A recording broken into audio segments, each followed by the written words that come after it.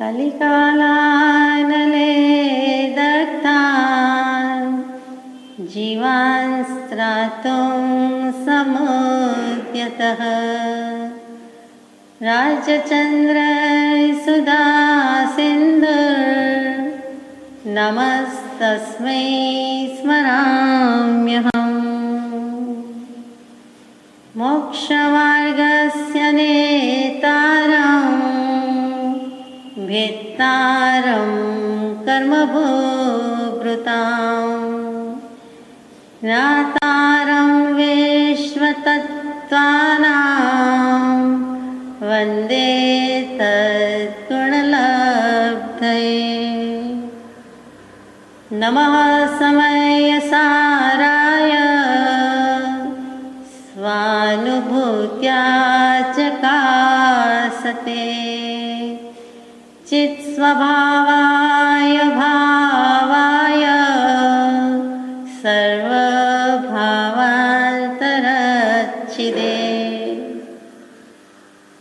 सत्श्रुतने नमस्कार, असीम उपकारी आत्माने नमस्कार, तारक त्रिपुटीने नमस्कार, महावित्रोने नमस्कार, महावित्र समान मुरब्बीओ मुमुक्षुने नमस्कार। परम कृपाळु देव प्रणीत वचनामृतजी पत्रांक 418 विक्रम संवत 1948 એટલે કે આખા વર્ષ દરમિયાન તારીખ 2/11/1891 થી તારીખ 20/10/1892 દરમિયાન ગમે તે મિતિ તિથિએ લખાયેલો આ પત્ર છે। હકીકતમાં આ પદ છે અને કોણે લખ્યું છે તો કવિવર પંડિત જે શબ્દ કયો તે શ્રી બનારસીદાસજી થઈ ગયા તેમણે લખેલું છે અને પરમ કૃપાળુ દેવે અહીંયા ઉદ્ધૃત કર્યું છે એટલે આપણા માટે અધિક મહાત્મ્યનું બની જાય છે કે એમાં એવું શું છે કે જેથી કૃપાળુ દેવે અહીંયા મૂક્યું છે, યાદ કર્યું છે, આપણને બોધ આપ્યો છે।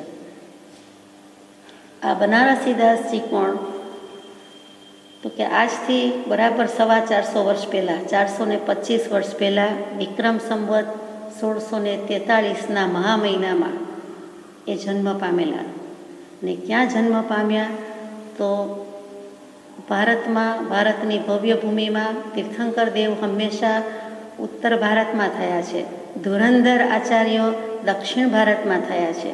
આ પંડિત પ્રવર કવિવર શ્રી બનારસીદાસજી એમપીમાં એટલે મધ્યપ્રદેશમાં થયા છે અને મધ્યપ્રદેશમાં રોહતકપુર નામનું ગામ અને રોહતકપુરથી નજીક બિહોલી નામનું નાનકડું ગામ અને જ્યાં રજપૂતોની જ વસ્તી હતી, આખું ગામ રાજપૂતનું હતું અને તેઓ શ્રી પણ તેમ જ કહેવાય એમ કહીએ તો ખોટું નહીં। ત્યાં એક વખત બનારસીદાસજીના જન્મ પહેલાંની વાત છે કે જૈન મુનિનું શુભાગમન થયું અને જૈન મુનિના સદબોધથી, સદુપદેશથી આખું જ ગામ પ્રત્યેક રજપૂત જૈન બન્યો, એટલે કે ક્ષત્રિય કે રજપૂતમાંથી જૈન બન્યા છે આપણે જાણીએ છીએ, ઘણા જ એવી રીતે છે। અને એ બધામાં જે શ્રીમાળી કુળ કહેવાય છે કે શ્રીમાળ કુળ કહેવાય છે એના પરથી શ્રીમાળી થયું તો એ શ્રીમાળ કુળની ત્યાં સ્થાપના થઈ અને નવકાર મંત્રની માળા પહેરી અને એ જ પરંપરામાં થોડા વર્ષો પછી બનારસીદાસજી થયા। એટલે કે ગામ બિહોલી ગામ રોહતકપુર મધ્યપ્રદેશ એમપી જે કયો તે અને તેમાં વિક્રમ સંવત 1643માં એમનો જન્મ થયો। એટલે 400મી જન્મ જયંતિ 25 વર્ષ પહેલાં બહુ ભવ્ય રીતે ભારતમાં ઉજવવામાં આવી હતી આપણે જાણીએ છીએ। એકના એક પુત્ર છે લાટકોટથી મોટા થવા લાગ્યા છે અને વિક્રમ સંવત 1648 એટલે કે હજુ 5 વર્ષના પૂરા થાય કે ન થાય ત્યાં તો તેમને સંગ્રહણી નામનો રોગ લાગુ પડ્યો અને એ સંગ્રહણી રોગ મટે કે મટ્યો લગભગ 6-12 મહિના બધું ચાલે છે।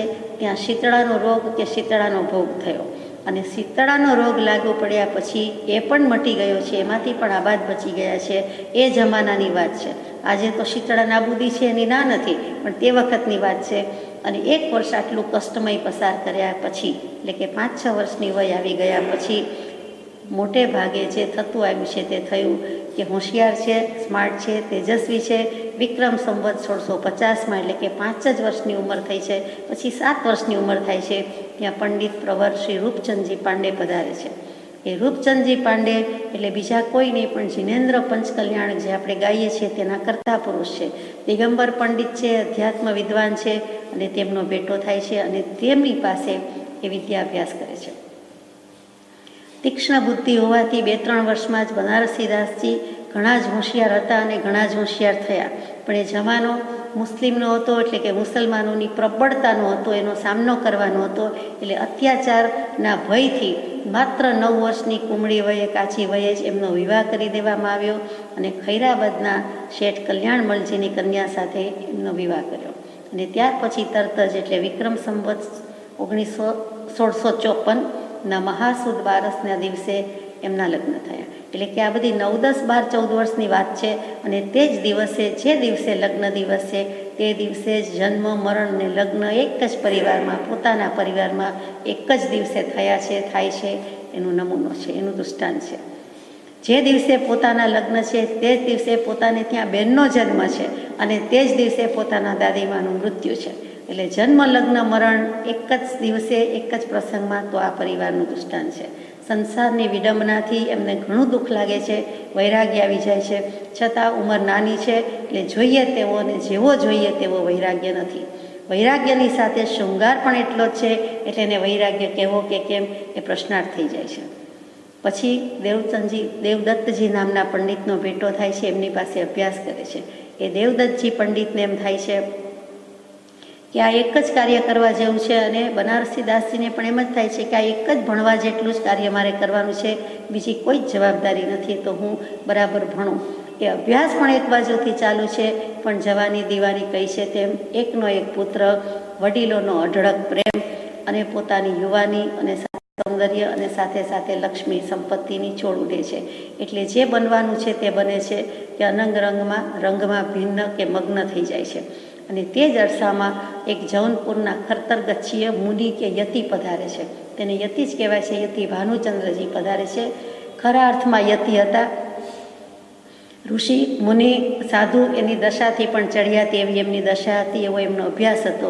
જે ભાનુચંદ્રજી યતિએ બાણભટ્ટકૃત કાદંબરી છે એના ટીકા લખેલી છે. એની ટીકા જો કોઈએ લખી હોય, સુંદર ટીકા લખી હોય, તો યતિ ભાનુચંદ્રજીએ. સંસ્કૃત સાહિત્યમાં બાણભટ્ટ થઈ ગયા. સંસ્કૃત સાહિત્યમાં મૂર્ધન્ય સ્થાન ધરાવતી કાદંબરી, અને કાદંબરી ગ્રંથની ટીકા લખવી એટલે જેવા તેવાનું કામ નથી. તે યતિ ભાનુચંદ્રજીએ કરેલું. પણ જૈન મુનિ પણ એવા જ હતા અને તેમની પાસે આ બનારસીદાસજી ઘણો અભ્યાસ કરે છે. અભ્યાસ કરવાની સાથે સાથે 8 મૂળ ગુણના ધારક પણ બને છે. સામાયિક પ્રતિક્રમણ કરતા પણ થઈ ગયા છે. ટૂંકમાં શ્રાવક બની જાય છે. એક વખતની વાત કે એક બાજુથી જ્ઞાન અને વૈરાગ્યની ધારા ચાલુ છે, બીજી બાજુથી હજુ શૃંગારસ જતો નથી. તો ગોમતી નદીના પુલ પર ફરવા નીકળ્યા છે. સંધ્યાકાળ છે અને ફરતા ફરતા, હવા ખાતા ખાતા, ચાલતા ચાલતા ચંચળ મોજા જેવી પોતાની ચિત્તવૃત્તિ અને જગતવાસી જીવોની ચિત્તવૃત્તિનો વિચાર કરે છે. અને એ કરતાં કરતાં તે જ વખતે એમ થઈ જાય છે કે એક જૂઠની પણ જો આટલી આકરી સજા હોય છે કે નરક નિગોદ સુધીના દુઃખ ભોગવવા પડે છે, એમ વાંચ્યું છે, સાંભળ્યું છે. મુનિવરો પાસેથી પણ સાંભળવા મળે છે, વ્યાખ્યાનમાં વાંચવામાં સાંભળવામાં આવે છે. તો હવે મારી શી વલે થશે, એમ આખું ચક્ર ફરી જાય છે કે મેં તો શૃંગારસનું પુસ્તક લખ્યું છે કે જેમાં સ્ત્રીના અવયવો અને એના નખશીશ વર્ણન કર્યું છે, જેમાં કપોળ કલ્પિત બધું લખેલું છે. એમાં જૂઠ જ કહેવાય, ખોટું જ કહેવાય. મને તો પાપ લાગ્યું, પણ બીજા બધા વાંચશે, વિચારશે, એને પણ પાપના ભાગીદાર કરવા એ ઠીક નથી. એટલે એમને તે વખતે ગોમતી નદીમાં કોઈને પૂછ્યા વિના એ શૃંગારસ નીતરતું પુસ્તક પોતે લખ્યું હતું એ વહેતું મૂકી દીધું, ફેંકી દીધું, પધરાવી દીધું. અહીંયા પધરાવી દીધું કેવું ગમતું નથી, કેમ કે વિષયો તુચ્છ છે, વૃત્તિ તુચ્છ છે અને એનું જ જેમાં વિશદ વર્ણન છે અને એનો જ વિસ્તાર થાય એમ હતું. એટલે એ પુસ્તકને પણ આપણે પૂજ્ય ભાવ રાખતા નથી અને એને કહી દઈએ કે ફેંકી દીધું. ગોમતી નદીના પુલમાં ત્યાંથી તેમણે વેગીલા પ્રવાહમાં જોતજોતામાં વિચાર કર્યા વિના જ, કાંઈ વિચારવાનું હવે છે જ નહીં, થયું તે થયું અને છપાવા જેવું છે જ નહીં એમ કરીને તરત જ ફેંકી દીધું. એટલે જેવું સ્થૂળ દૃષ્ટિએ પુસ્તક ફેંક્યું છે, એવી રીતે સૂક્ષ્મ દૃષ્ટિએ પણ પોતે ઘણો અંચળો ફગાવી દીધો છે એમ કહેવાય.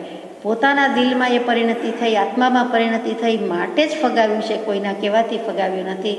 હવે જે ગલી ગૂંચીમાં, શેરી ગલીમાં ભટકતા રામ હતા, જ્યાં ત્યાં જતા હતા, એની બદલે જિનેન્દ્ર મંદિરમાં, જિનાલયમાં પૂજા કરતા, દર્શન કરતા અને ભક્તિ કરતા થઈ ગયા. એટલે કે શૃંગાર રસમાંથી શાંત રસમાં પરિણમી ગયા તે આ બનારસીદાસજી.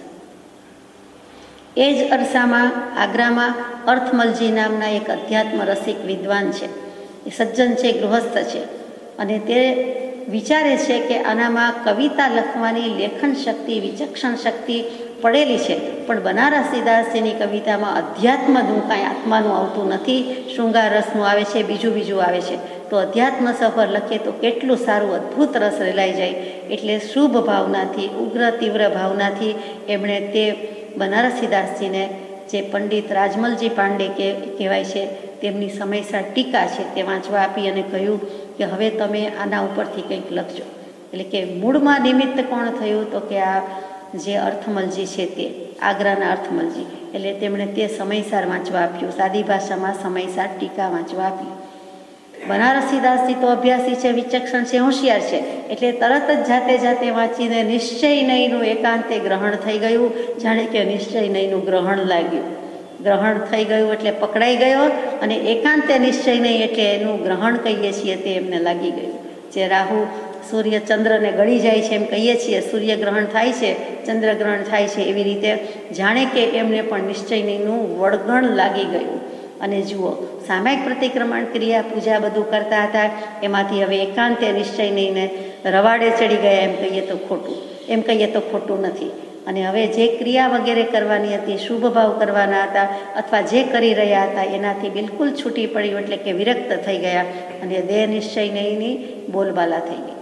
ત્યાં પંડિત રૂપચંદ્રજી પાંડે પાછા પધારે છે, જીનેન્દ્ર પંચકલ્યાણકના કરતા. એમને લાગ્યું કે આ બનારસીદાસજી એકાંતે નિશ્ચય નહીં લે છે, એ ઠીક નથી, એને સદબોધ કેવી રીતે આપવું? એટલે તેજીને ટકોરો બસ છે, એટલે એને સમયસારના અભ્યાસની બદલે ગોમટસારનો અભ્યાસ શરૂ કરાવ્યો. કે ગોમટસાર વાંચવા જેવું છે, જેના 2 ભાગ છે, જીવકાંડ અને કર્મકાંડ. એટલે ત્યાં ખબર પડે છે કે કેટલી બધી કર્મની ગતિવિધિ, ક્રિયા પ્રક્રિયામાંથી જીવ પસાર થાય છે. માત્ર એકાંતે નિશ્ચય નહીં નથી, નિશ્ચય અને વ્યવહારની બંને સમજવાના છે.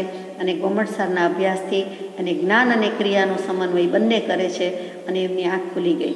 અને પોતે જ પોતાનું વૃત્તાંત લખ્યું છે. એમાં જણાવ્યું કે તબ બનારસી ઓર હી ભયો. હવે આ બનારસી ઓર થઈ ગયો છે. જે કૃપાળુદેવ લખે છે કે પછી ઓરનું તોર થયું, એકમાંથી બીજું થયું, જે હતું તેમાંથી બિલકુલ જુદું થઈ ગયું. એમ કે મિથ્યાત્વમાંથી સમ્યક દર્શન થઈ જાય, સમ્યક દર્શનમાંથી શુદ્ધ ક્ષાયિક સમ્યક દર્શન થઈ જાય. એટલે કે જે ટર્ન આવ્યો, ટર્નિંગ પોઈન્ટ કેવો છે? તો કે બરાબરનું થઈ ગયું. અને પોતે જ લખ્યું. આપણે કહીએ છીએ એમ નથી. પોતાનું 55 વર્ષનું આયુષ્ય છે એ બનારસીદાસજીએ કહેવા છે કે પોતાનું આત્મવૃત્તાંત, જીવન વૃત્તાંત જાતે જ લખ્યો છે. અને એનું શબ્દનું ટાઇટલ આપ્યું છે, પુસ્તકનું શીર્ષક આપ્યું છે અર્ધ કથાનક. કથાનક, વૃત્તાંત, હકીકત, અને અર્ધ એટલે અડધું. એટલે 100 વર્ષનું આયુષ્ય આપણે ગણતા હોઈએ તો 50 વર્ષ, તો એમણે 55 વર્ષ સુધીનું આપ્યું. કે માનો કે 110 વર્ષનું આયુષ્ય હોય તો હું 55 વર્ષનું લખી દઉં. અને એમણે 55 વર્ષનું લખી દીધું છે. એટલું જ નહીં, પોતાના ગુણ અને દોષ બંને જેમ છે તેમ લખ્યા છે. પોતે સ્વદોષ દર્શન કરીને જ્યાં જ્યાં ભૂલ કરી છે, જે ભાવ ખરાબ કર્યા છે, તે બધાનું ચરિત્ર ચિત્રણ પોતે જ લખીને ગયા છે. એટલે એમાં લવલેશ શંકા કરવા જેવું નથી. કોઈ ન્યૂનોક્તિ કે અતિશયોક્તિ નથી.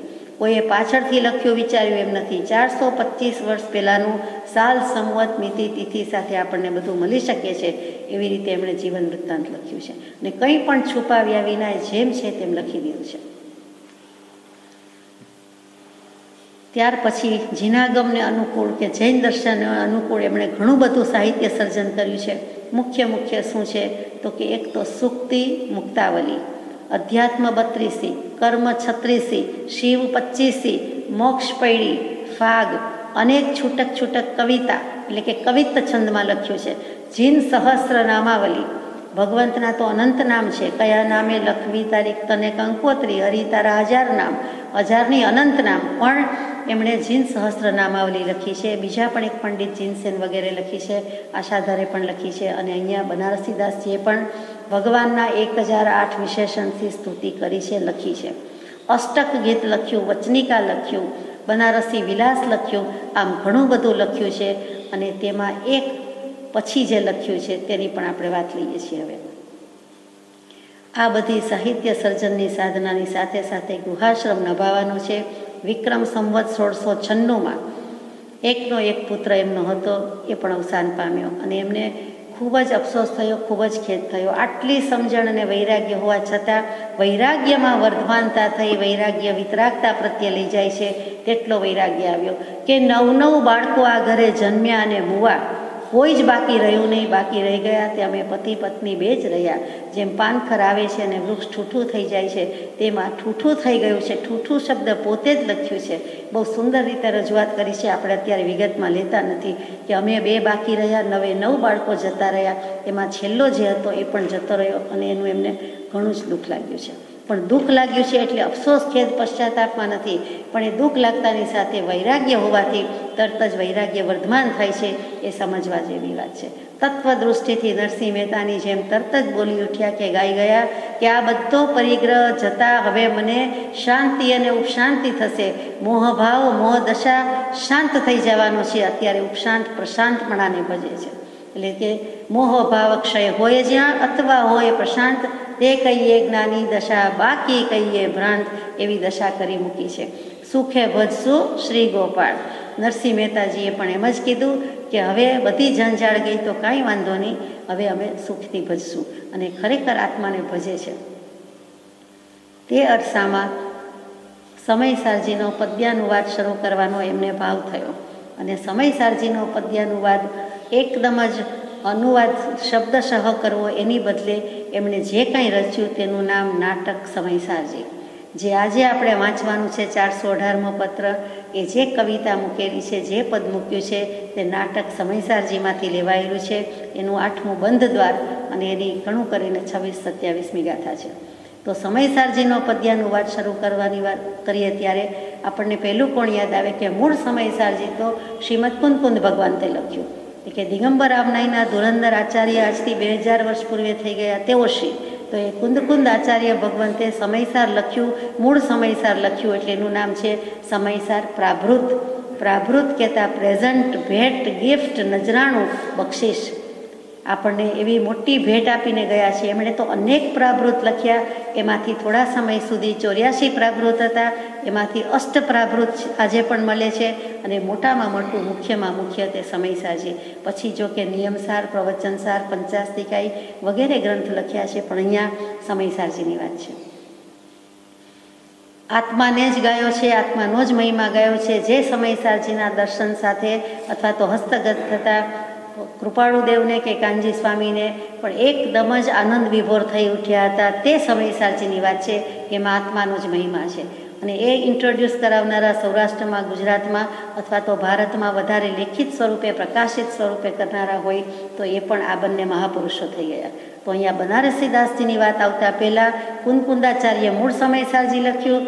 ત્યાર પછી એવી કોટીના ધુરંધર આચાર્ય થયા નથી અથવા લખવાની સાહસ કર્યું નથી. જે હોય તે 1000 વર્ષ સુધી એ સમયસાર શાસ્ત્ર ઉપર કોઈએ ટીકા, કોમેન્ટરી લખી નથી. 1000 વર્ષ પછી થયા તે ધુરંધર, તે 20 કોટીના આચાર્ય થયા, તે શ્રી અમૃતચંદ્ર સુરી થયા, જેમણે તત્વાટસાર પણ લખ્યું અને સમયસારજી ઉપર ટીકા લખી છે. આત્મખ્યાતિ નામની ટીકા લખી છે. એ ટીકામાં દરેક પદનો અનુવાદ કરતાં કરતાં, કોમેન્ટ્સ લખતા એમને વળી એમ થયું કે સમયસારજી શાસ્ત્ર છે, તે શાસ્ત્રજી મંદિર છે, તો પછી મારે એના ઉપર કંઈક લખવું છે. એક કડીમાં એસેન્સ સમાન લખવું છે. તે જ કોટીના હોવાથી તેવું જ લખે છે, જેનું નામ કળશ અપાયું છે. એટલે કે સમયસાર મંદિર ઉપર જાણે કે કળશ ચડાવ્યો, દેરાસરજી ઉપર કળશ ચડાવ્યો હોય એવા એમણે 277 કળશ રચ્યા. એ 277 કળશવાળું જે છે તે સમયસાર કળશ કહીએ છીએ. એટલે કે સમયસાર પ્રાભૃત, એમાં જ હવે તો કદાચ છપાતા હશે તો સમયસાર કળશ. એટલે મૂળ સમયસારની 415 ગાથા, ત્યાર પછી આ 277 કળશ. અને હવે આ બનારસીદાસજીએ જે લખ્યું તે નાટક લખ્યું. શું કામ નાટક સમયસાર લખ્યું? તો કે હવે નાટક એટલા માટે છે કે શાંત રસનું નાટક છે. શૃંગાર રસમાં હતો, સાહિત્યના 9 રસમાં મુખ્ય અને પ્રધાન રસ હોય તો છેલ્લે શાંત થઈ જવાનું છે. આત્માનો સનાતન ધર્મ પણ શાંત થવું, વિરામ પામવું એ છે. એટલા માટે આ શાંત રસનું નાટક છે કે જેમાં જીવ અજીવ તત્વના બધા વેશ, સ્વાંગ, જે કયો તે બધું ભજવતું જોવા મળે છે. કે જીવ અજીવ તત્વનું જ બધું નાટક છે. જીવ છે અને સામે અજીવ છે, એમાંથી જ મુખ્ય બે તત્વ છે. પછી જે બધા આવ્યા તે આશ્રવ, સંવર, બંધ, નિજરા, મોક્ષ અને વચ્ચે આવ્યા તે પુણ્ય અને પાપ. એટલા માટે નાટક છે કે જે નાટક વાંચતા હૃદયમાં મર્મ ધરતા આપણો દેહ અને આત્માનું ફાટક ખુલી જાય છે અને આત્મા આત્મા થઈને રહે છે, દેહ દેહ થઈને રહી જાય છે. એટલે કે દેહ અને આત્માનો ભેદ પડી જાય છે, ફાટક ખુલી જાય છે. એટલે આ નાટક વાંચતા ફાટક ન ખુલે તો જ નવાય એમ એવી અદાથી બહુ જ સુંદર રીતે સમયસાજી નાટકની રચના કરી. જે 277 કળશ હતા એમાં આંકડાનો જ ફેર છે. એમાં એમણે 727 છંદમાં લખ્યું છે. કાવ્ય કે પદ્ય 727 મૂક્યા છે. 277ની બદલે 727 થયા. અને એની વિગતમાં જઈએ તો 310 દોહા કે સોરઠા છે, 245 31 સવૈયા ગાઈએ છીએ તે છે, 86 ચોપાઈ છે, 37 સવૈયા 23 છે, 20 છપ્પઈ છે, 18 ઘનાક્ષરી છે, 7 અડિયલ છંદ છે અને 4 કુંડલિયા છંદ છે. આ બધો સરવાળો થાય છે 727 પદ્ય. આમ જુઓ તો સ્વતંત્ર ગ્રંથ બનાવ્યો કહેવાય, પણ સ્વતંત્ર ગ્રંથ કયો જતો નથી. મૌલિક રચના હોવાથી સ્વતંત્ર ખરો, એમ ખરો, પરંતુ ખરેખર સ્વતંત્ર ગ્રંથ નથી. કેમ કે સમયસાર પ્રાવૃત્ત, સમયસાર કળશ, સમયસાર ટીકા અને પછી જે પોતે લખ્યું તે નાટક સમયસાર. અને ભાષા નહીં ગુજરાતી, નહીં હિન્દી, નહીં વ્રજ, પણ ઢૂંઢારી ભાષા હોય તેમ જણાય છે. એટલે બધું મિક્સ થયેલું છે. એટલે આપણને કેટલાક શબ્દો સમજતા વાર લાગે છે, ફાંફા પડે છે, આકરું લાગે છે. બીજી પણ એમની વાત છે કે શતરંજના મહાન ખેલાડી હતા, ચેસ રમવામાં એક્સપર્ટ હતા, નંબર 1 હતા. એ વખતના રાજા એટલે કે અકબર, એવી રીતે શાહજહાં, એ શાહજહાંના સમયમાં થયા. તો એ શાહજહાં સાથે પણ બહુ જ ચેસ રમતા, કારણ કે બોલાવવામાં આવતા. અને આટલું બધું હોવા છતાં પણ રાજાનું માન સન્માન જે હોય છે તે રાખવું પડે છે અને દરબારમાં જતા હોય છે. એ ચેસ રમીને પાછા આવી જાય છે. પણ એમના મનમાં તો જીન દર્શન, જીન તત્વ અને જૈન મુનિને એક મહિમા બરાબર કોતરાઈ ગયો છે. અને એ વખતે એક વખત એવું વિધાન કર્યું બનારસીદાસજીએ, જે સમાજે જાણ્યું અને સમાજ થકી એ બાદશાહના કાને પણ પડ્યું કે આ જીવ, આ મસ્તક કોઈ બીજાને નમે નહીં. જિનેન્દ્ર ભગવાન સિવાય આ મસ્તક કોઈને નમે નહીં, જિનેશ્વર દેવને જ નમે. એટલે ત્યાં જૈનત્વનો જે આગ્રહ આવી ગયો હતો. તો શાહજહાંને થાય છે કે પરીક્ષા તો કરું, ચેસ રમવા તો આવે જ છે. તો એક વખત એવું કંઈ દ્વાર બનાવ્યું, એવો રૂમ બનાવ્યો, એવી જગ્યામાં લઈ ગયા કે એ બાદશાહ સામે બેઠા છે અને ત્યાં પ્રવેશ કરે એટલે એને મસ્તક નમાવીને જ આવવું પડે. એટલા માટે એવું બનાવવામાં આવ્યું અને બોલાવવામાં આવ્યા.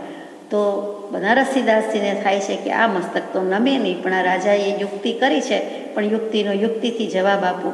એટલે એકદમ બેસી પડ્યા, નીચે ભોંય પર બેસી ગયા અને પછી પગથી પ્રવેશ કર્યો. પહેલાં પગ નાખ્યા, બાદશાહ હોય તો ભલે હોય સામે, જગ્યા જે હોય તે, પણ એવી રીતે મસ્તક નમાવીને માથું નીચું કરીને તો ન જ નમ્યા. એ આ બનારસીદાસજી લાગે છે ત્યારે જીવને બરોબર લાગે છે. બધે ફરી આવ્યા, બધે જઈ આવ્યા, રજળપાટ કરી છે. એક ભવના 50 વર્ષમાં કેટલી રજળપાટ કરી, કેવા કેવા શુભાશુભ ભાવ કર્યા છે. અને ત્યાર પછી બુજે છે ત્યારે આમ બિરલાની જેમ બુજી જાય છે. જે ગમે સુરા તે ધમ્મે સુરા. રાજા પણ પ્રસન્ન થાય છે. નહીં તો રાજા વાજાને વાંદરા કહેવાય, પણ રાજા પ્રસન્ન થાય છે કે માગ આજ તો પ્રસન્ન છું, તે તો કમાલ કરી. આ રીતે તે તારી વ્રત પ્રતિજ્ઞાનું પણ પાલન કર્યું અને યુક્તિથી જવાબ આપ્યો. ત્યારે માગે છે પણ કેવું કે, કારણ કે હવે જૈન ધર્મને પાડે છે, જૈન દર્શન પ્રમાણે માગવાનું હોય જ નહીં. એટલે કહે છે કે જો કેવું જોઈએ, આપવું જોઈએ, તો હવે આ દરબારમાં કદી આવવું ન પડે. તું જ વીણ કોઈની સાથે પ્રયોજન, ભવમાં ન હો જોઈએ યાચું. એટલે હે ભગવાન, ભગવાન સાથે જ મારું પ્રયોજન છે, જિનેશ્વર દેવ સાથે છે, તમારું કાંઈ મારે કામ નથી, પ્રયોજન નથી. સારી ભાષામાં કહે છે કે આ દરબારમાં ફરી આવવાનું ન થાય અને આપની સાથેના બધા જ સંબંધ મારે પૂરા થયા. એ જો આપી શકો તો. કે વચન આપી ચૂક્યા હતા, વરદાન આપી ચૂક્યા હતા, એટલે રાજાને હા પાડવી પડે છે. પણ દુઃખી થઈ જાય છે રાજા કે મેં ક્યાં આવું કહ્યું અને એણે આવું માગી લીધું. એટલે એને પણ ખેદ થાય છે. સારા માણસની, સજ્જનની બધે જ ખોટ હોય છે, એ આનું નામ છે. એ રાજા ત્યાં કંઈક સફળ થાય છે. એટલે કે રાજાની કંઈ યુક્તિ કામ લાગે છે, એની સામે બિરબલની જેમ યુક્તિથી બનારસીદાસજી પણ જવાબ આપે છે. એટલે ત્યાં રાજા રાજી છે, નારાજ થયા નથી. એ મોટી વાત છે, સમજવા જેવી વાત છે. નહીં તો મુસ્લિમ શહેનશાહ બાદશાહ હતા અને કેટલુંક ન જ સમજી શકે, ધર્મ જનૂનમાં પરિણમી જાય તો કંઈક વાત જુદી જ થઈ જાય. આપણે જાણીએ જ છીએ કે ટોડરમલજીને, પંડિત પ્રવર ટોડરમલજીને હાથીના પગ નીચે કચડી નાખવામાં આવ્યા હતા, ચગદાઈ જવામાં આવ્યા હતા. શું કામ ચગદી નાખવામાં આવ્યા, મોતનો ઘાટ આ રીતે ઉતાર્યા હતા? તો કે જમાનો હતો જેમ ફાંસીની સજા, જન્મટીપની સજા. આ શાસ્ત્ર વાંચે છે, આ બીજો ધર્મ માને છે, આ પોતાના આત્મધર્મની વાત ઊંચી રાખે છે, એમ દલીલ કરીને છેલ્લે કહે છે કે હું હાથીના પગ નીચે કચરાઈ જવાની સજા છે.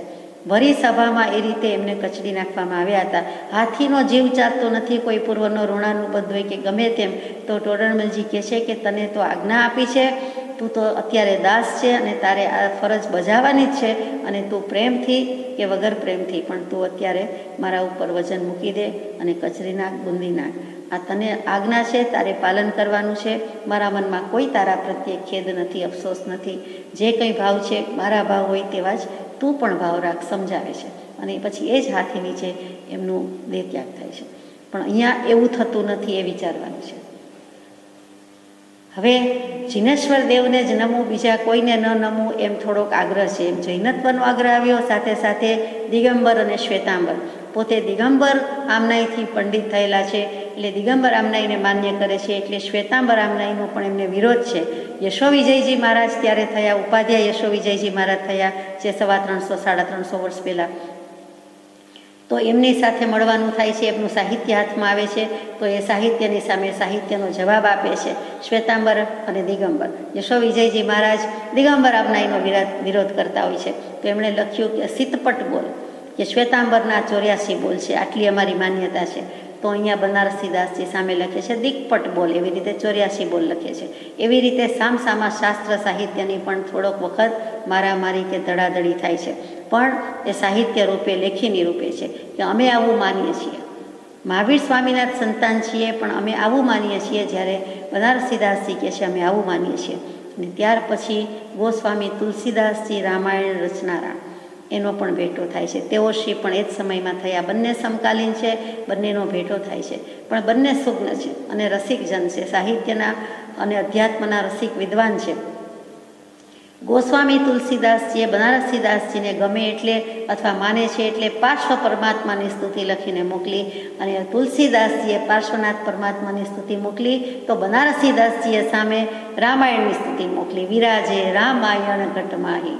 એટલે બંને તોડી નાખે એવા છે, કોઈના વખાણ ઓછા કરી શકાય એવું નથી. અને બંને જ્ઞાની હોવાથી બંનેના ગમે એટલા જ્ઞાની ભેગા થાય એક જ અભિપ્રાય હોય, જ્ઞાનનો અભિપ્રાય એક તે એક જ હોય, અને અજ્ઞાનીના કોટી અભિપ્રાય હોય, પણ આ તો બંને જ્ઞાની છે અને બંનેને સામસામી દોસ્તી છે, ખુશી છે.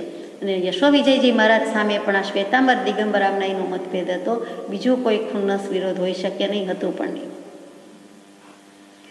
આવા બનારસીદાસજી નો અંત સમય નજીક આવે છે.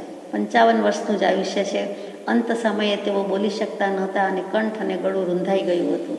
તે વખતે લોકો જ છે, તો લૌકિક સંજ્ઞાથી એમ વિચારે છે કે આમના પ્રાણ જતા નથી અને બોલી શકતા નથી. એમની પાસે પૈસાના પોટલા મૂકો, જે કંઈ પરિગ્રહ છે એ મૂકો, અને ફેમિલીમાં તો અત્યારે કોઈ નથી રહ્યું ખાસ, તો પછી એમનો પ્રાણ એટલે જ જતો નથી અને સંસારમાં ક્યાંક જીવ કે વૃત્તિ રહી જાય છે. એવું બધું બોલાતું હતું, એમણે સાંભળ્યું, કારણ કે કાન તો હજી ચાલતા હતા. એ સાંભળીને એમને પારાવાર દુઃખ લાગ્યું કે લોકો હજી પણ મને ઓળખી શક્યા નથી અને મને મૂકતા નથી. સમાધિ મરણ કરવાની બદલે આવા ભાવ બોલે છે, કરે છે, અને લોક મૂઢતા ટાળવી એ છેલ્લે પણ ટાળી દઉં, તો બોલાતું નથી તો પાર્ટી પેન મંગાવે છે, તો કોઈ સમજી શકતું નથી, આપતું નથી, માંડ સમજે છે અને લાવે છે. અને ત્યારે તેમણે શું લખ્યું, એક જ કડી લખી છે, નાના કુતકા હાથ મારી હરિસોહના, પ્રગટ્યો રૂપ સ્વરૂપ અનંત સુમોહના, જો પર જે કો અંત સત્ય કર માનના, ચલે બનારસીદાસ ફિર નહીં આવના. આ બનારસીદાસ તો ચાલ્યો, આ જગતમાં તમારી સાથે કાંઈ ફોડવા આવવાનો નથી, ફેર નહીં આવના, જન્મ મરણના ફેરા નથી, અહીંયા તમારી સાથે તો નથી જ. જ્ઞાન કુતક્કા હાથ મારી અરી મોહના, પ્રગટ્ય રૂપ સ્વરૂપ અનંત સુશોહના. મને મારા સ્વરૂપનું ભાન થઈ ગયું છે, પ્રગટી ગયું છે. અનંત ચતુષ્ટયથી હું શોહિત છું, બિરાજિત છું. આત્માના અનંત જ્ઞાન, અનંત દર્શન, અનંત સુખ, અનંત વીર્ય એનાથી શોભી રહ્યા છે. જ્યાં પર જે કો અંત, આ પર્યાયનો અંત આવી રહ્યો છે. દેહને હવે બહુ સમય નથી, બધાને હતું કલાક 2 કલાક, બહુ તો 3 કલાક, અને થતું નથી. એટલે લોકોને એમ થાય છે કે આપણે આવું કંઈક મૂકીએ, કરીએ, એમની પાસે મૂકીએ. તો કે આ તો બધું પર્યાય છે. લક્ષ્મી એ પણ શું છે? પૂતગલને પર્યાય જ છે.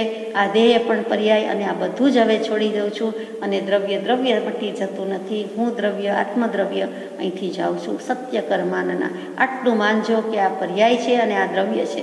દ્રવ્ય છૂટું પડી ગયું છે અને હવે જાય છે. ચલે બનારસી દાસ, ફેર નહીં આવના. પછી લોકોને તરત જ ભાન થયું કે અરે આ તો જ્ઞાની, અને જ્ઞાનીની આ દશા, આપણે એમને અંત સમયે આવું કર્યું. લોકોને અફસોસ પણ થયો, પણ એ વખતે આવું બન્યું હતું. આ બધું જ નોંધાયેલું છે. એટલે આપણે કહી શકીએ છીએ આવા બનારસી દાસજીએ નાટક સમયસરના બંધ દ્વારમાં જે કડી મૂકી છે તેનો આપણે વિચાર કરીએ. પત્રાંક 418. રવિ કે ઉદત્ત અસ્ત હોત દિન દિન પ્રતિ અંજુલે કે જીવન જ જવન ઘટતું હે. કાલ કે ગ્રસત છીન છીન હોત છીન તન, આરે કે ચલત માનો કાઠ સબ કટતું હે. આ સવૈયા 31 છે. આપણે મનહર છંદમાં ગાઈએ છીએ અને સવૈયા 31 બંને એક જ થાય. જેમ કે આપણે ગાઈએ છીએ અનંત અનંત ભાવ ભેદથી ભરેલી ભલી, અનંત અનંત નય નિક્ષેપે વ્યાખ્યાની છે. આ એમ જલ્દી બોલી જવાની જે સ્ટાઇલ છે, કે જે છંદ છે એ જ આ છંદ છે. મનહર છંદ કયો અગર તો આપણી ભાષામાં, કવિની ભાષામાં અહીંયા સવૈયા 31 છે. સવૈયા 23 જુદી રીતે ગવાય, આ સવૈયા 31 છે. તો ફરીથી રવિ કે ઉદોત અસ્ત હોત દિન દિન પ્રતિ સમજાઈ જાય એવી વાત છે કે દરરોજ પ્રતિદિન અહર્નિશેમ દરરોજ રવિ સૂર્ય એના ઉદય પણ થાય છે, અસ્ત પણ થાય છે. તો જેવી રીતે દરરોજ સૂર્યનો અસ્ત પણ થાય, ઉદય પણ થાય, અસ્ત પણ થાય, એવી જ રીતે અંજુલે કે જીવન ઘટતું હે.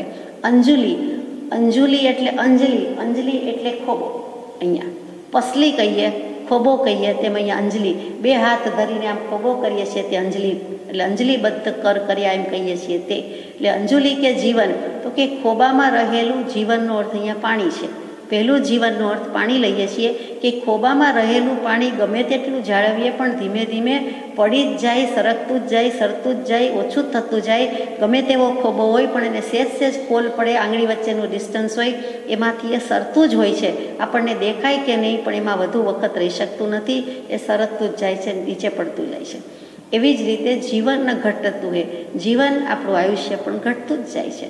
સૂર્ય અસ્ત ઉદય વિનાનો નથી. એવી જ રીતે ખોબામાં રહેલું પાણી પણ સરકતું જાય, ટપકતું જ જાય છે. તેવી રીતે આયુષ્ય છે, જિંદગી છે, એ પણ ધીમે ધીમે ઘટતી જાય છે.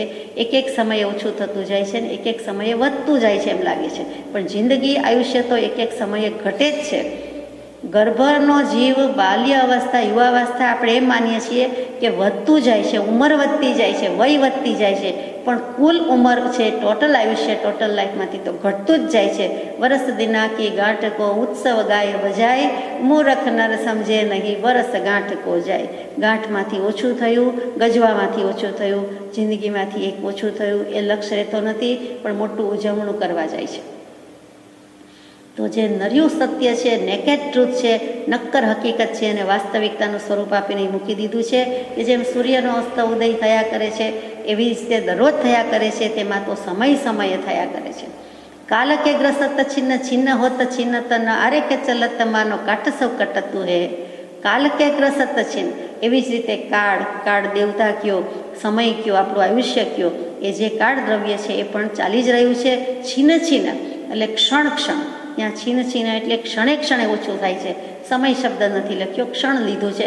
ક્ષણમાંથી સેકન્ડમાંથી મિનિટ, મિનિટમાંથી કલાક, કલાકમાંથી દિવસ, દિવસમાંથી અઠવાડિયું, સપ્તાહ, એમાંથી પક્ષ, એમાંથી 1 મહિનો, એમાંથી 1 વર્ષ, વગેરે વગેરે. હોત છીન તન, એવી જ રીતે ક્ષણે સમયે આ શરીર તનુ જે છે એ પણ ક્ષીણ થતું જાય છે. ત્યાં છીન એટલે ક્ષીણ લેવાનું છે. અહીંયા કોપરાનું છીણ શબ્દ ભૂલી જવાનો છે. કોઈ પણ શાકભાજીની વાત ભૂલી જવાની છે. અહીંયા જે છીન છે, પહેલું છીન છે તે ક્ષણ અને બીજું છીન છે તે ક્ષીણ થઈ જાય છે. આરે કે ચલત માનો કાઠ સૌકટ હતું હે. આરે કે ચલત કરવત હોય, આરે એટલે કરવત, આરાની એટલે કરવત જેમ ચાલે છે અને લાકડું વિદારી નાખે છે, ફાડી નાખે છે, તેવી રીતે જ આપણું આ ક્ષણ ક્ષણ કરતાં જિંદગી પૂરી થઈ, ક્ષણ ક્ષણ કરતાં અનંતકાળ વ્યતીત થયો, છતાં આત્માની સિદ્ધિ થઈ નહીં, એમ કૃપાળુદેવનું ટંકોત્કીર્ણ વચન છે. એક ભવ શું અનંતકાળ ગયો, તો અહીંયા કરવત ચલાવી દઈએ છીએ, કાષ્ઠ લાકડો ઉપર કરવત ચાલી જાય છે, કપાઈ જાય છે. એવી જ રીતે જેમ લાકડાનો વેર કહીએ છીએ, જરા જરા બધું દેખાય છે, એમાંથી આખા લાકડાના ફાડ થઈ જાય છે, પેલા ફાડચા થઈ જાય છે, પછી ફાડ થઈ જાય છે, અને પછી આપણને ઝીણું બધું દેખાય છે, ભૂકો દેખાય છે. એવી રીતે આ દેખાતું નથી, પણ આવી જ રીતે જીવન વ્યતીત થઈ રહ્યું છે. એતે પરી મૂર્ખન ખોજે પર મારથકો સ્વાર્થકે હેતુ બ્રહ્મ ભારત ઠટતું હે લગો ફીરે લોગની સૌ પૂગ્યો પરે જોગની સૌ વિષય રસ ભોગની સૌ નેકુ ન હટતું હે. એતે પરી મૂર્ખન ખોજે પર મારથકો, આટલું બધું હોવા છતાં, એતે છતાં, આટલું થતું હોવા છતાં, આટલો અનુભવ થતો હોવા છતાં પોતે જુએ છે, સામે પણ બધાના અગ્નિ સંસ્કાર થાય છે, જુએ છે, અને જન્મ્યો છે તે જવાનો જ છે, નામ તેનો નાશ છે, નથી રોનારા રહેનાર, નથી હસનારા રહેનાર, બધાનું જવાનું છે. તેમ છતાં આટલું બધું હોવા છતાં મૂર્ખ છે, અજ્ઞાની છે, મૂઢ છે, પરમાર્થને ખોજતો નથી, મોક્ષની ખોજ કરતો નથી, આત્માની ખોજ કરતો નથી, આત્માનો નિશ્ચય કરતો નથી. પરમાર્થ એટલે નિશ્ચય, પરમાર્થ એટલે મોક્ષ, પરમાર્થ એટલે ઉત્કૃષ્ટમાં ઉત્કૃષ્ટ પુરુષાર્થ, ધર્મ, અર્થ, કામ અને મોક્ષ. એમાં છેલ્લો પુરુષાર્થ મોક્ષ, તેનું નામ બીજું કંઈ નહીં પણ પરમાર્થ. અહીંયા પરમાર્થ કહેતા મોક્ષ પણ થાય, નિશ્ચય પણ થાય, અને ધર્મ પણ કહીએ છીએ તે થાય. એટલે આટલું હોવા છતાં કોઈ મોક્ષને ખોજતો નથી. ખોવાયેલું જડી જાય પણ ખોજ એવું કરતો જ નથી, તેનું નામ ખોજ, પણ ખોવાયેલું છું એમ એને લાગતું જ નથી. સ્વાર્થ કે હેતુ બ્રહ્મ ભારત ઠટતું હે. સ્વાર્થના હેતુ એટલે કે આ અજ્ઞાની છે, મૂળ છે, એટલે પોતાનું ભલું, લૌકિક ભલું કેમ થાય, લૌકિક સ્વાર્થ કેમ સાધી લઉં, એમાં ને એમાં છે. ભ્રમ એટલે મિથ્યાત્વ, અજ્ઞાન એન્ડ વોટ નોટ. મિથ્યાત્વમાં અને અજ્ઞાનમાં બધું આવી ગયું, છતાં ભ્રમ કહેતા ભ્રાંતિ, વહેમ, મિથ્યાત્વ અને બધાનો સરવાળો તે અજ્ઞાન. એટલે કે જ્ઞાનીજનને આટલું દુઃખ લાગે છે કે આટલું બધું હોવા છતાં, દુઃખી થતો હોવા છતાં, આયુષ્ય વ્યતીત થતું હોવા છતાં મોક્ષની કોઈ ખોજ નથી, પરમાર્થની ખોજ નથી, અને અજ્ઞાનનો ભાર ઉપાડી રહ્યો છે. ભ્રમ ભારત ઠટતું હે. ભ્રમ એટલે મિથ્યાત્વ, અજ્ઞાન. ભારત એટલે ભારત દેશ નહીં પણ ભાર, બોજ વહન કરી રહ્યો છે. આ વજન ઉપાડે છે, ભાર ઉપાડે છે તે, અને ઠટતું એટલે કે ઉપાડે છે. બોલવામાં ફાવે નહીં એવો શબ્દ છે. ઠ નથી પણ ઠટતું છે. લગવ ફીરે લોગનીસો પગ્યો પરે જોગનીસો વિષય રસ ભોગનીસો નેકુ ન હટતું હે. લગો ફીરે લોગનીસો એટલે કે આ લૌકિક ભાવમાં ને લૌકિક સ્વાર્થમાં જ હજી પડી રહ્યો છે, બીજે ક્યાંય જતો નથી. એમાં ને એમાં છે. પગ્યો એટલે લીન, નવો શબ્દ છે આપણા માટે, લીન થઈ ગયો છે. પરે જોગનીસો, પરે પર વસ્તુમાં, જોગ મન વચન કાયાના જોગ, મન વચન કાયાના યોગ, એટલે મનથી, વચનથી, કાયાથી ત્રિવિધ યોગે કહીએ, ત્રિકરણથી કહીએ, તેમાં પર વસ્તુમાં જ લાગી રહ્યો છે. પગ્યો પરે એટલે પર વસ્તુમાં લીન થઈ ગયો છે, એમાં જ લાગેલો રહ્યો છે. લગો ફીરે લોગનીસો એટલે લોકને લોક સંજ્ઞામાં જ રહ્યો છે, લોક માટે જ બધું કર્યા કરે છે. વિષય રસ ભોગનિકો, 5 ઇન્દ્રિયના વિષયો છે, એના રસમાં જ મગ્ન છે, અને એ જ ઉપભોગ કરવા ગમે છે. એકમાત્ર વિષય વાસના નથી, પણ 5 ઇન્દ્રિયના વિષય છે.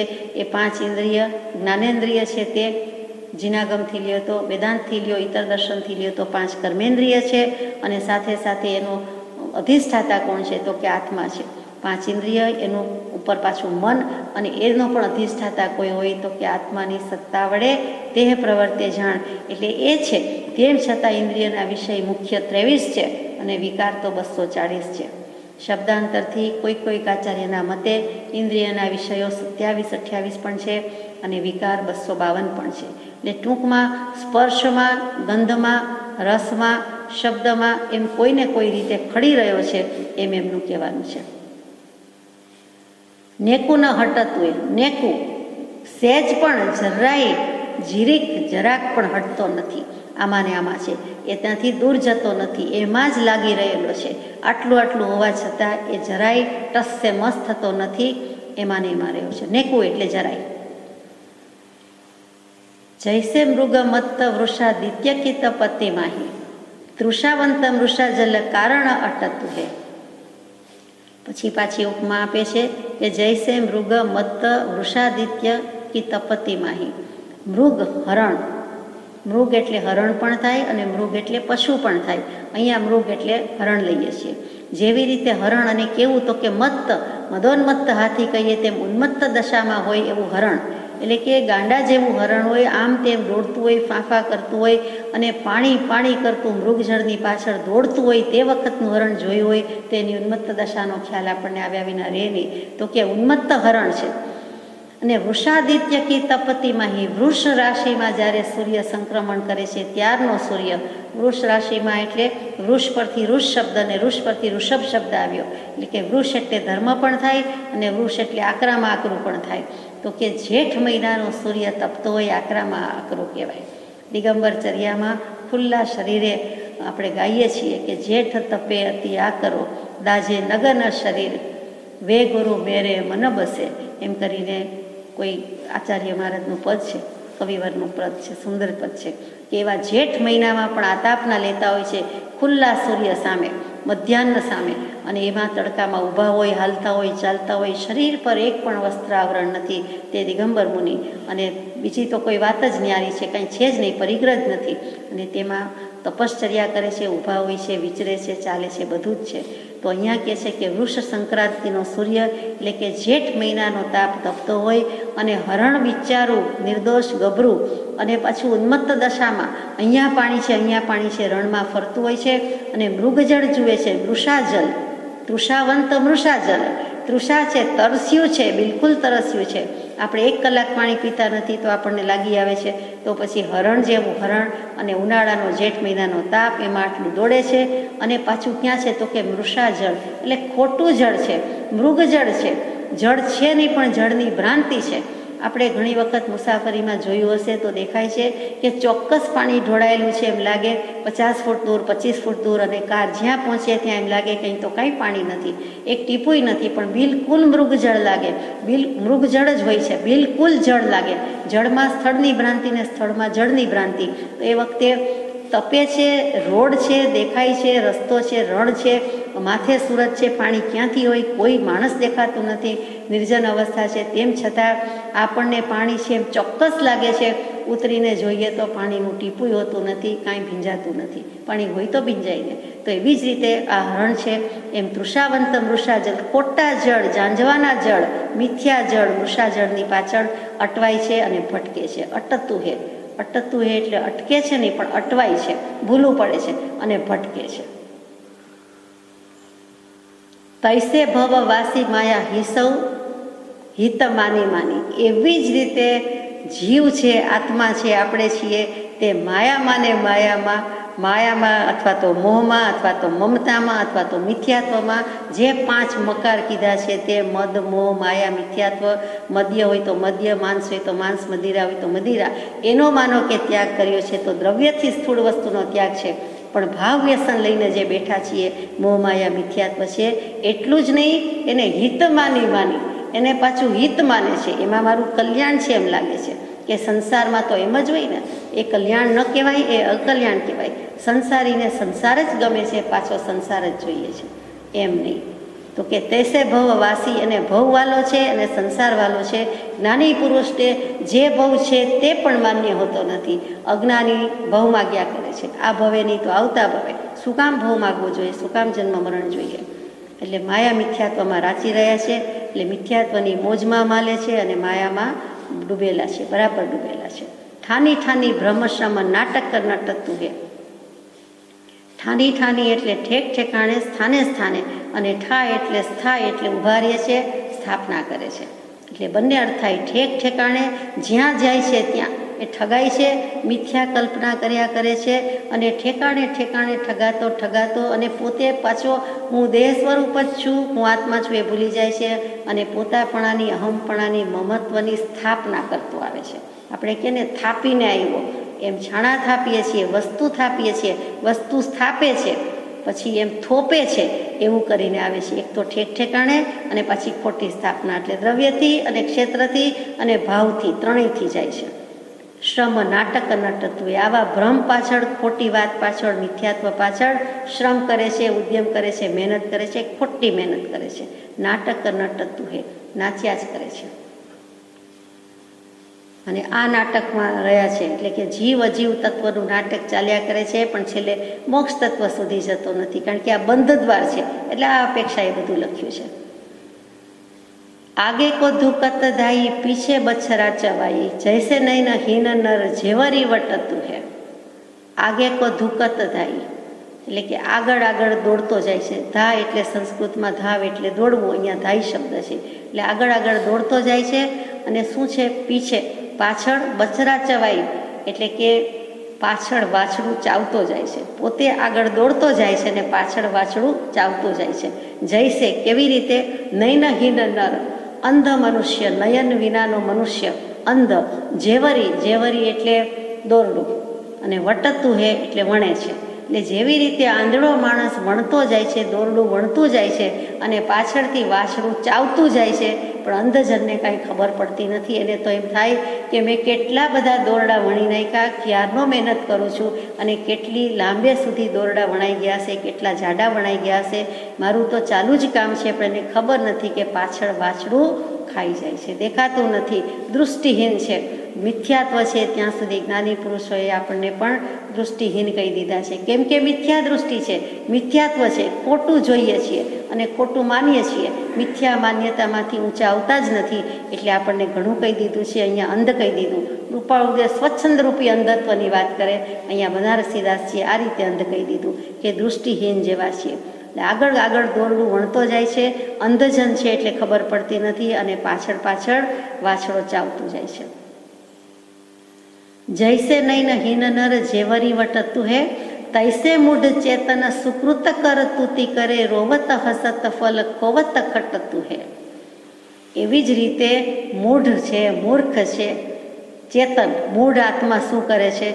સુકૃત કરે છે, સારા કામ પણ કરે છે, પુણ્યના ભાવ પણ કરે છે, શુભ ભાવ કરે છે એટલે એને પુણ્ય બંધાઈ જાય છે. પૂર્વ ભાવમાં પણ શુભ ભાવ કર્યા છે, એનો ઉદય ચાલે છે એટલે પણ શુભ ભાવ કરવાનું, શુભ કાર્ય કરવાનું મન થાય છે. સુકૃત કરે છે, સત્કાર્ય કરે છે એટલે શુભ પુણ્યના ફળરૂપે પણ કરે છે, નવા પણ શુભ ભાવ થતાં પુણ્ય બંધાઈ જાય છે. બંધ દ્વાર છે અને પુણ્ય કે પાપ બંને બેડી છે, સોનાની પણ બેડી જ છે, એટલે એ પણ કરવા જેવી નથી, તો એ કરે છે. અને કરતું તે કરે, કરતું એટલે કાળા કામ, ખોટા કામ, દુષ્કૃત્ય, અપકૃત્ય, એટલે સારા ભાવ પણ કરે છે અને ખોટા ભાવ પણ કરે છે, ખરાબ ભાવ પણ કર્યા કરે છે. આ શુભાશુભ ભાવમાંથી ઊંચો જ આવતો નથી. એમ શુભાશુભ છેદતા ઉપજે મોક્ષ સ્વભાવ, એમ આપણને કીધેલું છે. એ આત્મસિદ્ધિજીમાં કીધું છે. અહીંયા આ રીતે મૂક્યું છે કે આ મૂઢ ચેતન કોઈ રીતે સમજતો નથી. શુભાશુભ ભાવમાં જ ધર્મ માન્યો છે, આજ લગી માન્યો છે, હજી પણ માનીએ છીએ કે કાંઈ નહીં, તડકેથી છાંયે તો આવશું ને, પણ તડકેથી છાંયે આવીએ પણ છાંયામાંથી પાછળ તડકે જવું પડે એનું શું, એ ભૂલી જવાય છે. સોનું તો ખરું ને, કેટલું મોંઘું છે, અને સોનું તો હંમેશા ભાવ વધારવાનું, વધતા જ જવાના. તો સોનું, પણ સોનું એ બંધન જ છે ને, એક પૂતગલ જ છે ને, એક દ્રવ્ય જ છે અને પરદ્રવ્ય જ છે ને, અને પરદ્રવ્ય પ્રત્યેની માયા મમતા એ તો મિથ્યાત્વ જ છે. તો એમાં શું રાચી રહેવાનું છે એ પણ વિચારવાનું છે.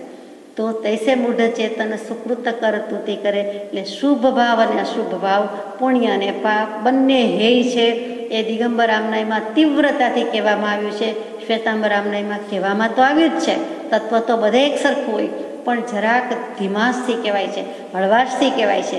પણ કૃપાળદેવ જેવા કૃપાળદેવ લખે છે કે દિગંબરના તીવ્ર વચનોથી રહસ્ય સમજી શકાય છે. એકદમ ભારપૂર્વક મૂક્યું છે, સોલિડિટીથી મૂક્યું છે, તીવ્રતાથી, ઉગ્રતાથી મૂક્યું છે. ઇન્ટેન્સિટી કોઈ ઓર છે એટલે એ આપણને અપીલ થાય જ થાય, માથામાં વાગે જ વાગે. એટલે ત્યાં શુભાશુભ બંને કર્મ નહીં જોઈએ. પુણ્યની સામગ્રી હોય ત્યારે પુણ્ય પાપ હે છે એમ સાંભળવાનું પણ મળે છે, વાંચવાનું પણ મળે છે. પુણ્યની કંઈ ખપ નથી, જરૂરત નથી એમ નથી. એકાંતે કોઈ વાત છે નહીં. મનુષ્ય ભવ મળવો એ પણ દુર્લભ છે, અને મનુષ્ય ભવ મળ્યા પછી જે 10 ઉત્તમ બોલની દુર્લભતા કહી છે કે ઊંચામાં ઊંચું કુળ, ગોત્ર અને સાનુકૂળતા, મોક્ષે જવાની સાનુકૂળ સામગ્રી બહુ જ ઓછાને મળે છે. સત્પુરુષાર્થ જીવનો પોતાનો છે, પણ અનુકૂળ સામગ્રી બહુ જ ઓછા જીવને મળે છે. એમાં કામ કાઢી લેવાનું છે. મનુષ્ય ભવ મળે છે તો આત્મકલ્યાણ કે મોક્ષ માટે જ મળેલો છે. એલફેલમાં પડી જવા, બીજું બધું તો દેવલોકમાં ભોગવીને આવ્યા. આપણે આજીવિકાને, સુખ દુઃખને, સંપત્તિને, સમૃદ્ધિને શું કરવું છે, કેટલું ભોગવી આવ્યા, એમાંનું તો અહીંયા કંઈ નથી. તો એ તો હતું અને પાછું મળશે એ નથી જોઈતું. પણ હવે ફરી જન્મ ક્યાંય ન હોય, સ્વર્ગલોક, દેવલોક, વૈકુંઠમાં પણ ન હોય, પણ સીધો મોક્ષમાં જ હોય. એટલે કે ફરી જન્મ મરણનો ફેરો જ રહે નહીં, આંટો જ રહે નહીં, એવું કરવું છે. એટલે શુભ ભાવ અને અશુભ ભાવ, એટલે પુણ્ય અને પાપ બંને હોય છે.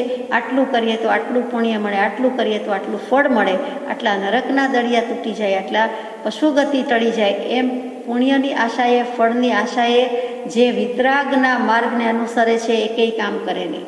એ બીક લગાડવા માટે, બાળકો હોય ને સમજાવવા માટે કે તો ઠીક છે કે આમાં પાપ લાગે એટલે કરાય નહીં, આમાં પુણ્ય થાય એટલે કરાય, એ બાલ્યાવસ્થાની વાત છે, સાન્તાક્લોઝ જેવી વાત છે. એમ કાંઈ ક્રિસમસ ઇવને દિવસે રાત્રે કાંઈ ક્રિસમસ ટ્રી નીચે સાન્તાક્લોઝ નામની કોઈ વ્યક્તિ આવે અને બધી પ્રેઝન્ટ, ગિફ્ટ, પડીકા મૂકી જાય, એવું છે નહીં. પણ બાળકો એમ જ માને છે કે 24મી ડિસેમ્બરની રાત્રે આપણને કોઈ ગિફ્ટ આપવા માટે સાધુ, સંત, ઓલિયા, દેવદૂત, એન્જલ રૂપે કોઈ આવી જાય છે અને બધું આપી જાય છે. હકીકતમાં એ સૂઈ જાય છે ત્યારે ઘરના જ બાળકો, વડીલો જ કે દોસ્ત વગેરે જ બધા એ ઝાડ નીચે વસ્તુ મૂકી દે છે. કાંઈ કોઈ બહારથી મૂકવા આવતું નથી. એ જેમ વાત સમજાય છે, ગળે ઉતરી જાય છે. બાળક એ સારું છે કે સમજી જાય છે, થોડુંક મોટું થાય ત્યાં, પણ ન જાણે આપણે કેમ સમજતા નથી, એમ જ્ઞાની પુરુષને દુઃખ લાગે છે કે શુભ ભાવ અને અશુભ ભાવ, પુણ્ય અને પાપ બંને હે છે. જ્ઞેય શું છે? જાણવા યોગ્ય એક આત્મતત્વ છે, મોક્ષ તત્વ છે. ઉપાદેય શું છે? તો કે આત્મતત્વ ઉપાદેય છે. પછી ભલે આપણે મોક્ષ તત્વ ઉપાદેય કહીએ, પણ મૂળમાં તો જે કંઈ છે તે નવ તત્વમાં આત્મા ને આત્મા છે. જળ તત્વને, અજીવ દ્રવ્યને જાણ્યા પછી ફેંસલો લઈ લેવાનો છે, ન્યાય કરી લેવાનો છે કે હું આત્મા છું, આત્મા છે, આત્મા નિત્ય છે, અને હું આત્મા મોક્ષે જઈ શકું એમ છું, અને મોક્ષનો ઉપાય પણ મારા હાથમાં છે, કેમ કે જ્ઞાની ભગવંતોએ આપી દીધો છે, અને હું એનો સ્વીકાર કરું છું, અને મારે જ એ પુરુષાર્થ ફરવવાનો છે, અને મારે જ કરવાનું છે, કોઈ ઉપરથી કરવાનું નથી. એટલે અનન્ય શરણના આપનાર એવા શ્રી સદગુરુદેવને અત્યંત ભક્તિથી નમસ્કાર કરીએ છીએ. એટલે ફરી વાત કહેવાનું મન થઈ જાય છે કે કોઈ પાપ અને પુણ્ય, પાપની બીકથી અને પુણ્યની ફળની આશાથી એકેય કામ મહાવીરનો અનુયાયી, કૃપાળદેવનો અનુયાયી કરે નહીં, મુમુક્ષુ કરે નહીં. એને કંઈ જ માગવું નથી, એને કંઈ જ જોઈતું નથી, એને કોઈ જ આશા અપેક્ષા નથી, એને માત્ર મોક્ષ અભિલાષ છે. એ સિવાય કાંઈ ખપે નહીં, કાંઈ જોઈએ નહીં. જો બીજું બધું કરે તો એ વિતરાગના માર્ગથી જુદો છે. રોવત હસત ફલ ખવત ખટતું હે. આ શુભાશુભ ભાવ કરીને શું કરે છે? તો કે રોવે છે ને હસે છે. પાપ થઈ જાય કે પાપનો ઉદય આવે ત્યારે શોક અનુભવે છે, ખેદ અનુભવે છે, અફસોસ કરે છે, દુઃખી થાય છે, અને બીજાને પણ દુઃખી કરે છે કે ચાલો સુખ તો વેચવાનું હોય, આ તો દુઃખે વેચવા જાય છે, એટલે બીજોય સાંભળીને જાણીને દુઃખી થાય. અને હસત, અને કાંઈક ખુશીની વાત હોય, ખુશાલીની વાત હોય તો પોતે ખુશાલ, તો દુનિયા આખી ખુશાલ, તો પોતે બધો વેચવા નીકળે. પોતાની સુખ શાતા દેખીતી છે, લૌકિક છે, એમાં કાંઈ સાચી તો છે નહીં, અલૌકિક તો છે નહીં, આત્માની નથી, લોકોત્તર નથી, તો પણ બધું વેચવા નીકળે છે. તો એવી રીતે હર્ષાયમાન થાય છે અને બીજાને પણ હર્ષિત કરવાનો પ્રયત્ન કરે છે. એટલે કે રોવત અને હસત, પાપ અને પુણ્ય બંનેના ઉદયમાં આવા હર્ષ શોક થાય છે, ખેદ ખિન્ન થાય છે, તદાકાર એકાકાર થાય છે, પણ કરવા જેવું નથી. ફલ ખોવત ખટતું એ, એવા ને એવા ફળમાં અને પરિણામમાં ખોવાઈ જાય છે અને બધું જ ખોઈ બેસે છે, અને એ આપણને ખટકે છે, જ્ઞાની પુરુષને ખટકે છે. અહીંયા તો ખોઈ નાખે છે, એ જ કેવું છે, ખોવત ખટતું હે. અહીંયા બનારસી દાસજીએ બંધ દ્વારની 2 જ ગાથા જે અહીંયા મૂકેલી છે, કૃપાળુદેવ એટલે આપણે 2 જ લઈએ છીએ, પણ આખા બંધ દ્વારમાં તો બહુ સરસ મૂકેલું છે. ઘણા બધા દ્વાર છે, 9 તત્વના 9 દ્વાર તો હોય જ, અને બીજા 14 ગુણસ્થાનક વગેરે વાત બનારસી દાસજીએ એડ કરી છે, એમાં લઈ લીધી છે, એટલે થોડો વિસ્તાર વધી ગયો છે. અહીંયા બંધ દ્વારની 26મી 27મી ગાથા આપણે યથાશક્તિ શબ્દાર્થી વિચારી છે. આપણને તો બોધ આટલો જ છે કે શુભ ભાવ અને અશુભ ભાવની હૈયાઓળી ઘણી કરી છે, અનંત કાળથી કરી છે. હવે પુણ્ય અને પાપમાંથી નીકળી જવાનું છે, પણ એકાંતે હવે પુણ્યય કરવું નથી, શુભ ભાવે કરવાના નથી, ના પાડી છે. તો કરવું શું? તો કે શુદ્ધના લક્ષ્ય, શુદ્ધ ભાવના લક્ષ્ય જેટલા શુભ ભાવ થઈ જાય એનો કોઈ વાંધો નથી. લક્ષ્ય શુદ્ધ ભાવનો હોવો જોઈએ, એ આ બંધ દ્વારનો આશય કે ઉદ્દેશ છે. આ બીજી બધી વાત તો જાણીએ છીએ, પણ કૃપાળુદેવે અહીંયા મૂક્યું છે કે મૂર્ખજનો, અજ્ઞાનીજન, અંધજન કે કેવા છે કે એને હજી વિવેક કરવાનો મોકો મળે છે, પણ વિવેક કરવો જ નથી, જળ ચેતનનો વિવેક કરવો જ નથી. એને આટલું હોવા છતાં, જિંદગી ખૂટી જતી હોવા છતાં વૈરાગ્ય જ આવતો નથી. એટલે ગમે તેમ કરીને બનારસીદાસજીની વેદના છે એને વૈરાગ્ય ભરપૂર છે, અને આટલું બધું વીતી ગયા પછી આ નાટક સમયસર લખ્યું છે. એટલે બરાબર આમ આત્માના પ્રદેશેથી આકર્ષાઈને, લૂછાઈને બધું નીકળેલા વચનો છે. એ જ બનારસીદાસજીની દશા સંબંધી કૃપાળુદેવે લખ્યું છે કે આ બનારસીદાસજી નાટક સમયસર ગ્રંથ લખતા ક્ષાયિક સમ્યક દર્શનને પામી જાય અથવા આત્માનો દ્રવ્યથી અનુભવ થઈ જાય એવી દશામાં છે, એવી દશામાં હતા. આ કૃપાળદેવનું જ્ઞાન પણ કેવું કે એ 400 વર્ષ પહેલાં, આજથી 450, કૃપાળદેવની વિદ્યામાનતામાં 350 વર્ષ પહેલાંની વાત, અને તે વ્યક્તિના પરિણામ કેવા હતા, એમાં નાટક સમયસર લખતા કેવા હતા, એ એમના જ્ઞાનમાં અભિપ્રેત છે. અને પછી લખ્યું છે કે દ્રવ્યનો અનુભવ થઈ જાય એવી દશા છે. એટલે કે લગભગ થવું પ્રગટું સમ્યક દર્શન તો ખરું, પણ દ્રવ્ય અનુભવ થઈ જાય એવી વાત છે કે બિલકુલ ફાટક ખુલી જાય, દેહાત્માના પડ બિલકુલ જુદા થઈ જાય, જુદા દેખાય. અને એથી પણ વિશેષ એ દ્રવ્ય અનુભવ કહીએ. લક્ષણથી, ગુણથી, વેદનથી તો આત્મ અનુભવ થઈ ગયો, તો કે કેવો અનુભવ જોઈએ કે દ્રવ્ય ગુણ એટલે કે આત્માનો દ્રવ્ય અત્યંત પ્રકાશિત થાય, તેને અસંગતા કહી છે. નર્યું પ્રકાશિત થાય, નરી અસંગતા થાય. પરભારી અસંગતા સિદ્ધ થવી તો અઘરી છે. પરભારી, પોણાબારી, સીધી અસંગતા તો સિદ્ધ ગતિને જ છે. સિદ્ધ, સીધું, સીધી, આ બધા શબ્દો સમજવા જેવા છે. તો કે એને જ છે, સાચી તો તેને જ છે, પણ જ્યાં સુધી એ સિદ્ધ દશા ન થાય ત્યાં સુધી અસંગતા આવી રીતે આવે છે, અને તે આખો માર્ગ મૂકી દીધો છે. એટલે આપણને બરાબર સમજાવી દીધું છે કે શુભ અશુભ ભાવ નહીં, પણ આપણને વસ્તુ સાંભળવા મળે, વસ્તુ મળે, શાસ્ત્ર મળે, અને ધર્મ ધ્યાન કરવાની અવસર મળે, ફુરસદ મળે, નિવૃત્તિ મળે. એવા સંયોગો પણ પૂર્વે ઘણા પુણ્ય કર્યા છે ત્યારે થાય છે, પૂર્વે ઘણા શુભ ભાવ કર્યા છે, એના પરિપાક રૂપે કે પરિણામ રૂપે આજે આવા ઉદય મળ્યા છે. આજે જે ઉત્તમ નિમિત્ત સંજોગ મળ્યા છે એ ફરી મળતા નથી. એટલે હવે અવસર આવ્યો છે, તો હવે લાગ આવ્યો છે, તો ચૂકવા જેવો નથી. હવે કૃપાળુદેવને કહી દેવા જેવું છે કે આવ્યા છો મારા હાથમાં, મૂકું નહીં તારો કેળલો, મૂકું નહીં તારો છેડલો, આવ્યા છો મારા હાથમાં. અને હાથમાં ક્યારે આવે તો કે કૃપાળુદેવ હાથમાં આવ્યા એટલે શુદ્ધાત્મા હાથમાં આવ્યો. તો શુદ્ધાત્મા તો પોતાની પાસે જ છે, પણ આત્માનું ભાન કરાવ્યું તે તો પ્રભુએ આપ્યો વર્તું ચરણાધીન.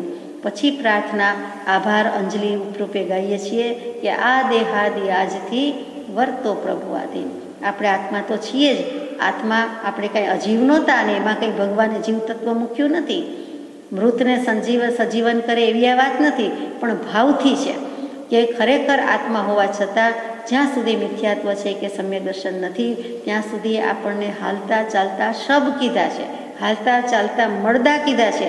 આ મારા શબ્દો નથી, આ જ્ઞાની ભગવંતના, અનેક અનંત જ્ઞાની ભગવંતના શબ્દ છે કે જ્યાં સુધી આત્મા અને આત્માનું ઓળખાણ નથી, સમ્યક દર્શન નથી, ત્યાં સુધી મિથ્યાત્વ હોવાથી એ જીવ હોવા છતાં જડ જેવા છે, ચેતના હોવા છતાં ચેતના વિનાના છે, ચૈતન્ય વિનાના છે.